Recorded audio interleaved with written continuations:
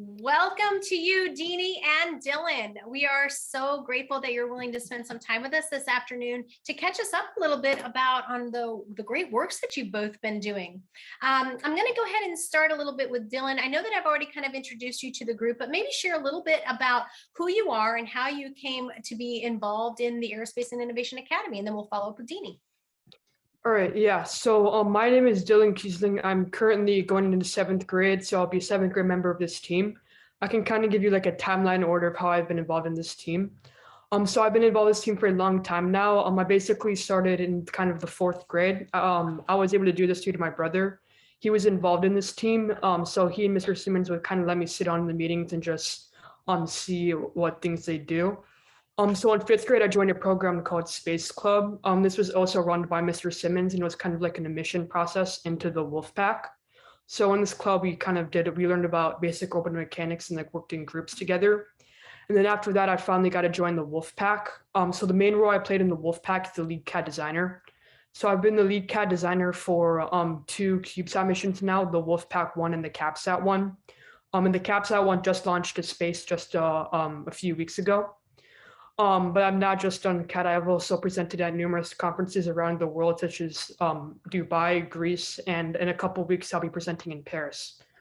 So exciting. All right. Well, Deanie, tell us a little bit about your involvement with the Aerospace and Innovation Academy. So my name is Aryurios Vaitsos, and I'm going into the 8th grade. I'm in South Florida, and I'm part of the Wolfpack CubeSat development team.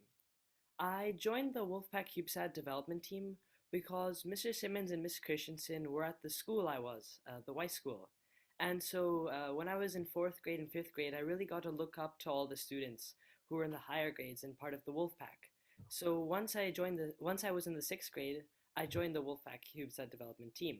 And I've participated in many conferences such as the COSPAR in Athens and the Hawaii International Conference on Education in Hawaii. And in the Wolfpack, I've mainly focused on my project of the Paraglider. Great. I'm glad you mentioned that. Well, first of all, congratulations to both of you. For our listeners, we're talking about middle school students, not even in high school, right? Middle school students who have spoken internationally numerous times. And in not just speaking, you have to do a lot of research and writing in order to even be accepted at those conferences. So you guys have publications under your belt as well. That's really impressive. So I think it's a great idea, as Deanie was mentioning the paraglider. Why don't we go ahead and kind of move into a little bit about what your current research looks like, so our listeners get an idea of how students start in middle school, but they take a project and over the period of years kind of continue to work with that. Deanie, we'll start with you since you mentioned the paraglider. Can you tell us what that is and what you're hoping that will do? Okay, so the Paraglider Hab project has been a project I've been working on for a while. So high altitude balloons, or HABs, are large weather balloons that can reach anywhere between 60,000 to 100,000 feet in the sky. They can carry equipment that collects data with them, which can be used in a multitude of fields such as astronomy, imagery, and much more. And so what happens is at the WCDT team, we test telemetry equipment. And so we usually put them in buoys and attach them to the high altitude balloons. So when the high altitude balloons go over the sea and burst, the buoy falls into the ocean and gets lost. So what we're hoping to achieve is, after the balloon bursts, to have a paraglider deploy and guide the buoy all the way back to the launch site of the high altitude balloon or a more easily accessible location. There were two main objectives in this project. The first was to test the HAB telemetry equipment on a HAB launch, and the second was, of course, the paraglider, and to retrieve all of our equipment. So the process that you're in now, so it sounds like, remember, I'm kind of new to all this stuff. I learned from you guys, right? So you were having problems with being able to retrieve your payloads from these high altitude balloons. And I know that sometimes you guys use these high altitude balloons as almost like precursors for what you do with your CubeSats. Is that right? Yes. So you're trying to mitigate the problem of losing the payload so that you can retrieve them. Does that allow you to use it again if you're able to do that? Or is it just to save your data? It'll allow us to use it again, and if we fly more experiments, it'll allow us to perform more data collection on it once it's flown back down to Earth. Yes, and Dini, I last saw you in Athens, Greece, and you were actually also working a poster for another student in the poster session. I want to back up a minute. You had first mentioned Hawaii. Can you share just briefly what you spoke about? That was am I correct? That was your first big time conference for us, right? In Hawaii, almost I guess back in January. Could you share a little bit about Hawaii and the HEIST conference, what you did there? And then also share a little bit about your poster that you helped. You were a poster in a poster session in Greece. Yes.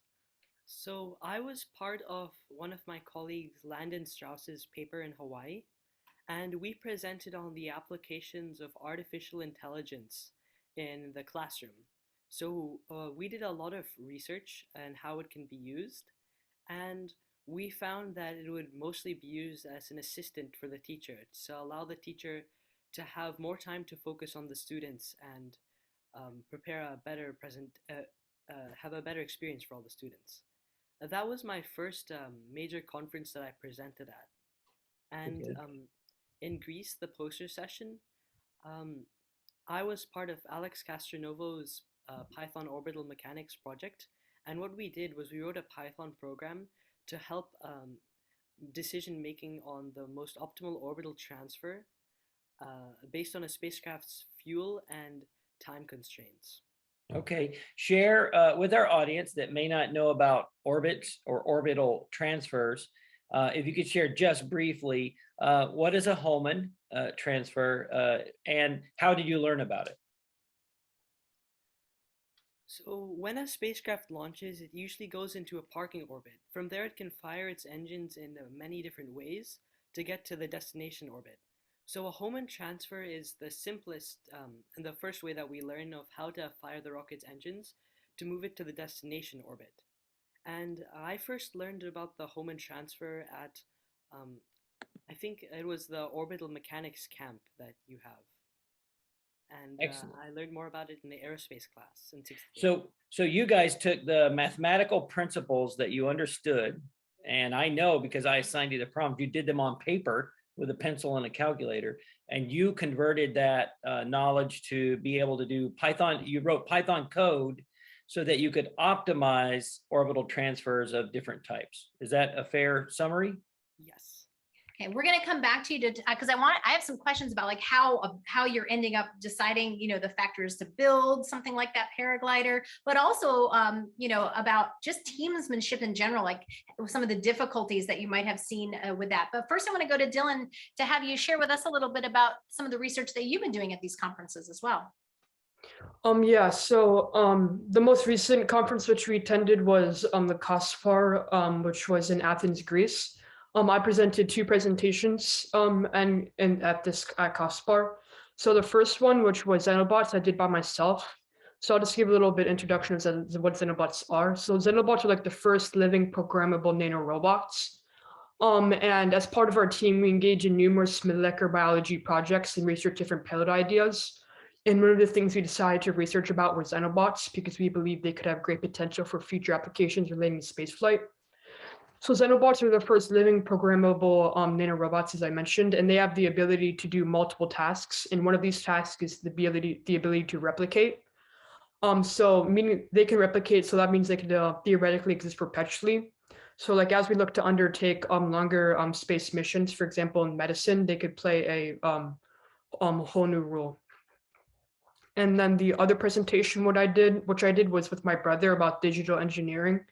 So as I briefly mentioned in my introduction, I was the lead CAD designer for 2 CUBE satellites. And one of these satellites just recently launched CabSat-1. So I just, in my presentation, but as I only learned so in CabSat-1, I learned that I'm very fortunate to have this experience. And a lot of kids don't have the experience to learn CAD and to apply them in hands-on projects such as this. So I decided to write a paper about sharing my knowledge on how kids need to be introduced to CAD in early years, and how the progression to get more advanced at CAD. So you're using CAD, I think generically, but there are actually 2 or 3 programs you use, right? So what are the specific programs that you use and sometimes integrate together? Yeah, so in my presentation, I talked about 3 main programs. The first one was Tinkercad. So Tinkercad is like a basic program that newly like elementary kids would learn. So it's very, even though it's a basic program, it can't be really applied in professional projects. It's very essential that you learn Tinkercad because, for example, if I didn't learn Tinkercad in like elementary school, I would have never been able to use more advanced software such as Blender, Fusion 360, which I'll talk about later. So it's very important to learn the basic software that because it helps you progress to more advanced softwares. So a more advanced software that I mainly used for our project was called Blender. So Blender is a little bit more advanced than Tinkercad. However, and I used it for most of our projects, the CapSat one. However, it does come with limitations. For example, it can't do good measurements. So after we realized it couldn't do measurements and it's not really suitable for projects like a cube satellite, we decided to switch to Fusion 360. So Fusion 360 is a more industry grade software. There's a free student license, so I could download it and use it. And this was very helpful for the CubeSat because they use measurements and you were able to collaborate with other people like the teachers. Right. Now, these skills, did you take a camp or a class or are you mostly self-taught? Yeah, so I'm mostly self-taught, but when learning Tinkercad, my school has a program where they taught us Tinkercad. And that was helpful to learn the basics. But I'm mostly self-taught about like on YouTube videos I learned on Blender. Perfect. It's ridiculous the what you guys are thinking about at such a young age, and then how you're able to actually apply them. I want to ask a question to both of you in relation to how you develop these projects. So we know that you mentioned that you're working with other people in some instances. You're working as parts of a team. I know, Dylan, some of your research is done independently as well. But let's talk a little bit about some of the challenges that a middle school student such as yourselves would see when trying to do these real world experiential learning projects. Dean, we'll start with you. What are some of the challenges of maybe working with groups or trying to balance your time with all the other work that you have? One of the challenges with our paraglider project specifically was the programming part, as a lot of us didn't really have enough experience. So we had to work very hard to find someone who was able to program it.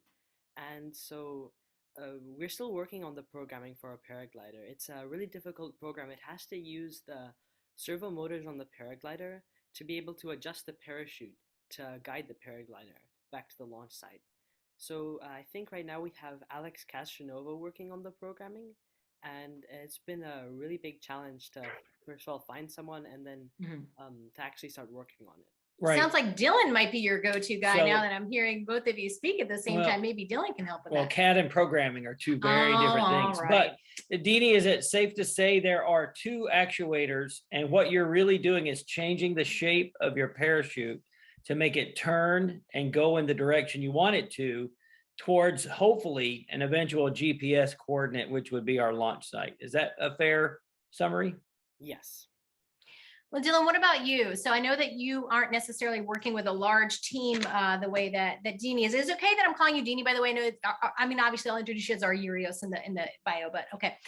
So I know that you're working with, I think, your cousin on one of these papers as well, or you have worked with students in the past. What do you find most challenging with regards to either working on a team or even just developing this high level of research that you're doing on your own?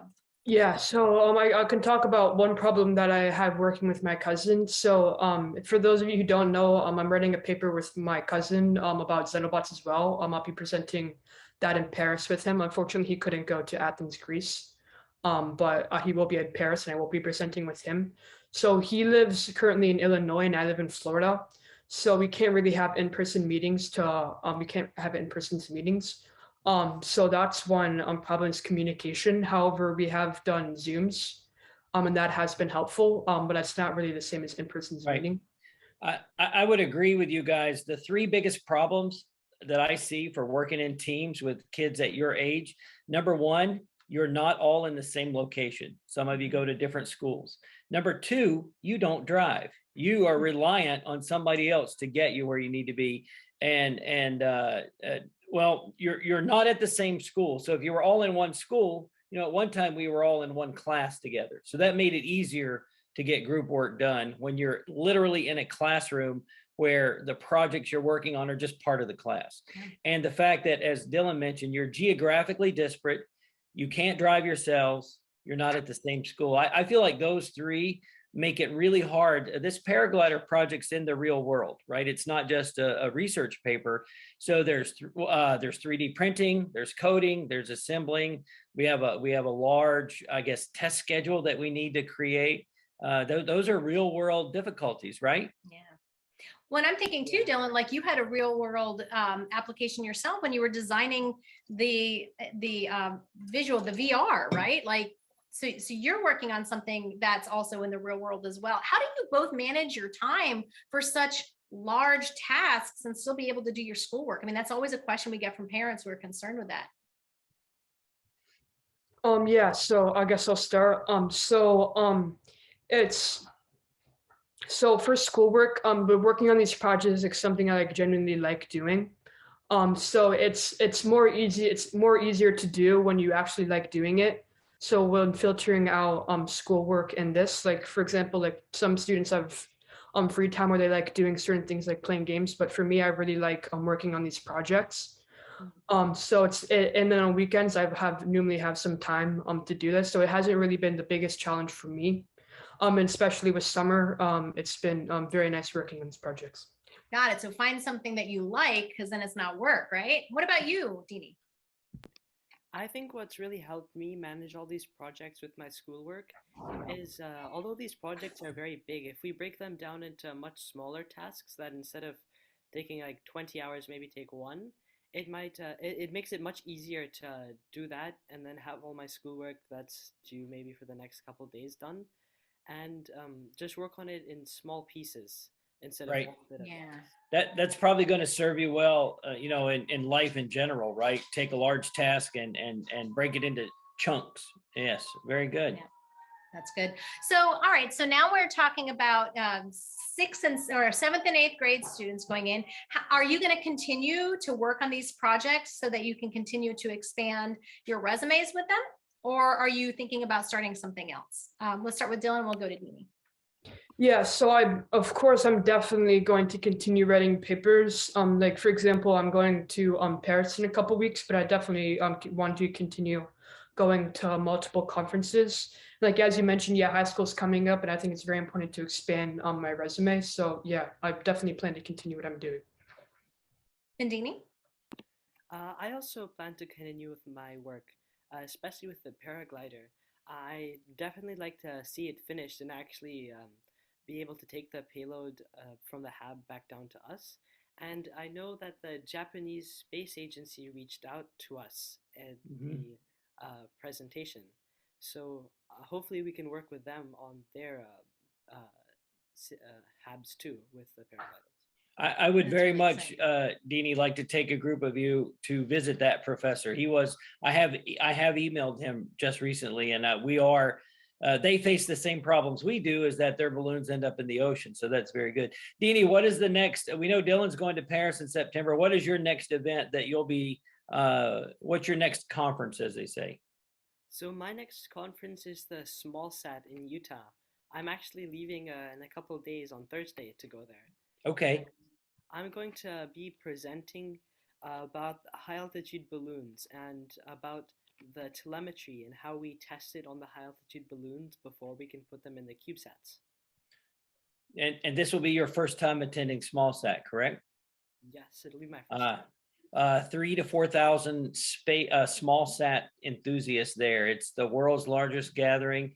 It is truly one of my favorite conferences, even though it's in it's in Logan, Utah, which is the middle of nowhere. It is still a fantastic conference. So Should be a great experience for you, Deanie. So you're both going to be continuing. And I think that that's something that, a lot of times kids don't think about, right? The idea that they might have a project that's long-term. I think oftentimes many adults and certainly students think that, oh, I just want to be done and over with something and move on to the next thing. But you guys are to be commended. In fact, all of the Wolfpack, I think, kind of has that same mentality, right? The idea that when you find something you're interested in, you can work with that over a number of years in order to continue your research and to really to build that resume. But you both talked a little bit about the importance of conferences, and you both seem to really like doing those.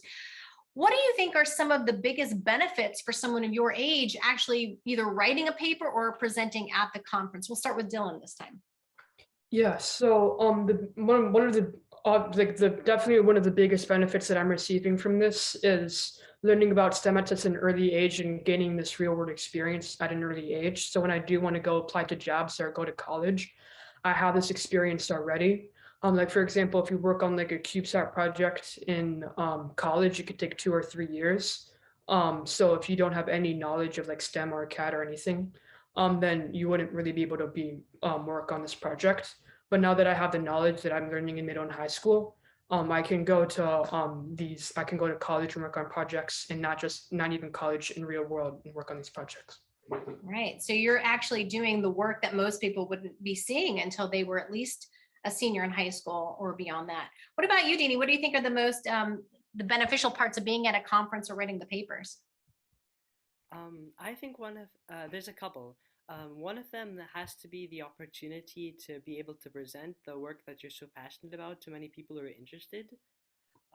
Then the opportunity to be able to network with these people, and you can make some really good friends who are interested in the same things you are, and meet new people who might be able to help you in the future with your career.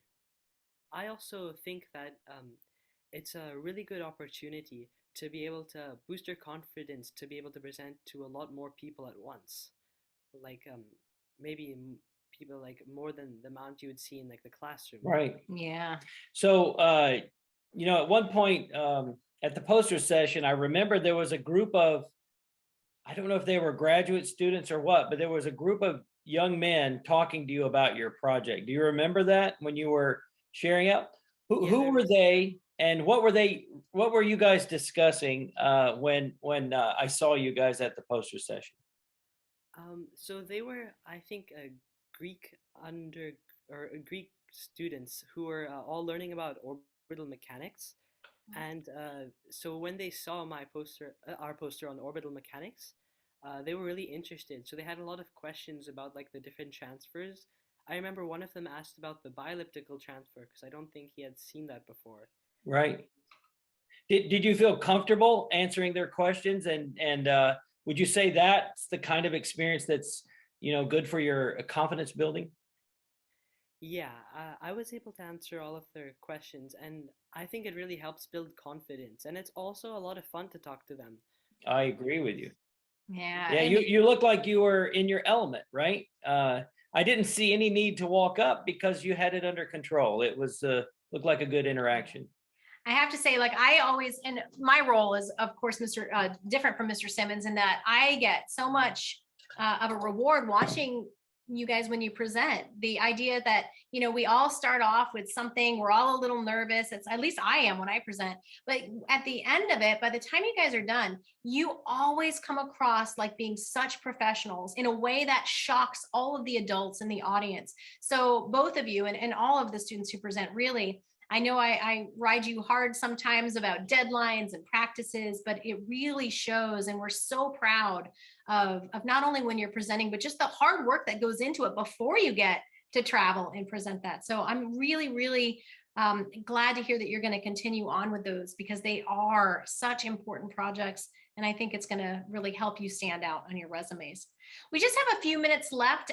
So we normally just ask for any advice. I don't know, do you want to ask any questions before I get to the last one? No, I think we'll follow up with you, obviously, after Paris and after SmallSat. We may have students come back and share about the experiences from those conferences, but that would be a later broadcast. Yeah, and I guess as you guys are starting Wolfpack for fall, these sound like, the things that you want to focus on when you start to come and plan your time. Just say, like in the case of Udini with this build or whatever, just getting that kind of schedule under your belt, figuring out how to put in your putting it on your calendars and making it happen. The same with you, Dylan. You've got so many things going on with aren't you the one doing the patent too for your? Yeah. You guys are incredible. It's just, we could do a bunch of shows about you all. But my final question is always this. There may be some students or parents listening who might be on the fence. They've heard, they see these amazing things, but they believe that their kid may not be able to do it. What advice do you have for kids who might be listening in today about whether or not they should get involved in something like the Aerospace and Innovation Academy? And I think we'll start with Dylan and we'll end with Deanie.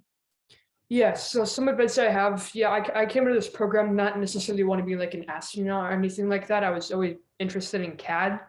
And the thing is, like, in their students, there's some so I was more interested in CAD, and other students who are like interested in art and they created a book. And then other students are interested in networking and they create connections. So but my point is there's always like a place for you in this industry and this program. So even if you like something and you're like, oh, I won't fit in this program, you probably will, because there's definitely a place for everybody. Thank you. Deanie? My advice would be to do what you're really interested in. Don't be nervous when you go to present. The people who are there are always very interested in what you have. They want to see you succeed and they're very supportive. And don't miss the opportunity to network. I think it's very valuable, whether it's just for like a friend that you meet or someone who can help you later on in your life. Agreed. Excellent job. Agreed. Good advice, both of you. All right, guys. Well, with that, we're going to conclude for today, but we know that we'll be hearing back from you in various ways as we continue your work with the Aerospace and Innovation Academy. So thank you so much for meeting with us today. Thank you.